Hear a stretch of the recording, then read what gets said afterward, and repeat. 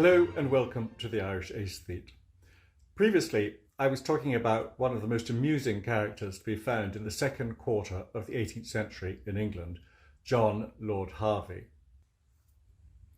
Lord Hervey had died young, worn out by his excesses according to some reports, leaving a widow and 8 children.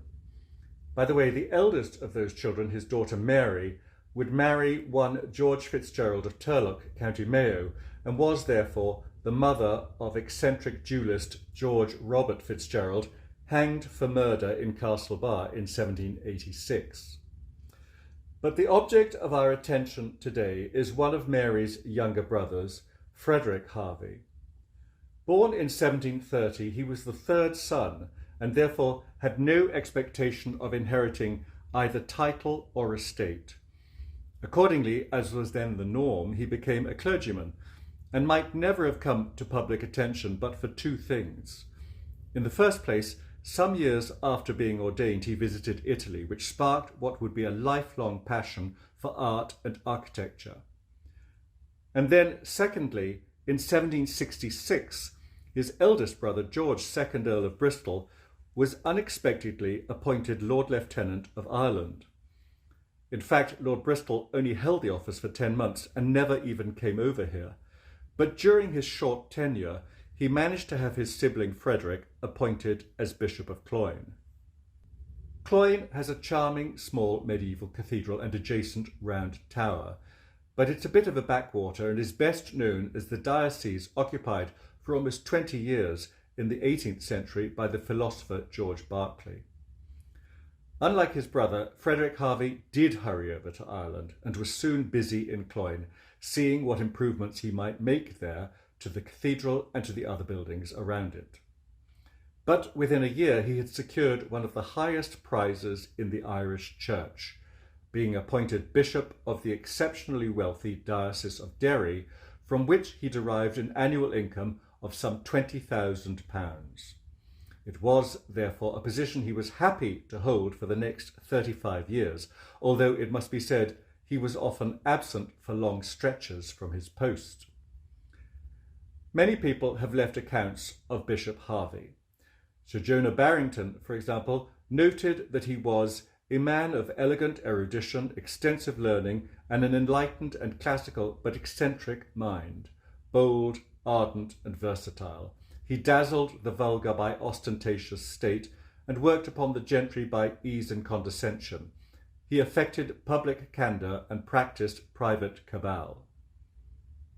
Meanwhile, Lord Charlemont, with whom Bishop Hervey would unsuccessfully feud over leadership of the volunteer movement in Ireland, declared that his genius is like a shallow stream, rapid, noisy, diverting, but useless. Such is his head, and I fear it is much superior to his heart. He is proud and to the last degree vindictive, vain to excess, inconsistent in his friendships, fond of intrigue and gallantry as well as in politics, and sticking at nothing to gain his ends in either. A bad father, both from caprice and avarice, a worse husband to the best and most amiable of wives. Speaking of wives, back in 1752, Bishop Hervey had married the heiress Elizabeth Davers, with whom he had 7 children. The couple would separate in 1782 and never see each other again. Here is a picture by William Hoare showing the bishop with his eldest son John, who would predecease his father, presenting the boy to the Whig politician William Pitt the Elder, 1st Earl of Chatham. In Derry, Bishop Hervey undertook a number of building projects. In 1778, he provided the funds for a new octagonal spire 228 feet high on St. Colum's Cathedral. It was designed by his favourite architect, Michael Shanahan, of whom I spoke in an earlier episode. Unfortunately, 20 years later, the weight of the spire threatened to bring the entire building down, so it was dismantled and the more modest replacement seen here erected.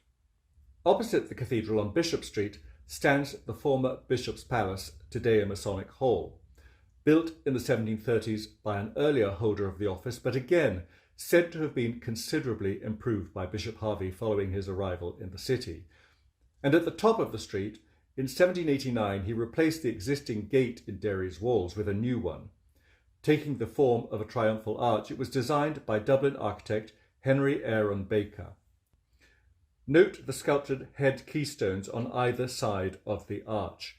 Representing the rivers Foyle and Boyne, they are the work of Edward Smith, who, a few years earlier, had carved 13 similar heads for the front of the Customs House in Dublin. But the bishop's more important architectural projects took place outside the city walls and in the surrounding countryside. In the next episode, I'll be discussing one of these. I look forward to seeing you then. Thank you so much for watching The Irish Aesthete. Goodbye.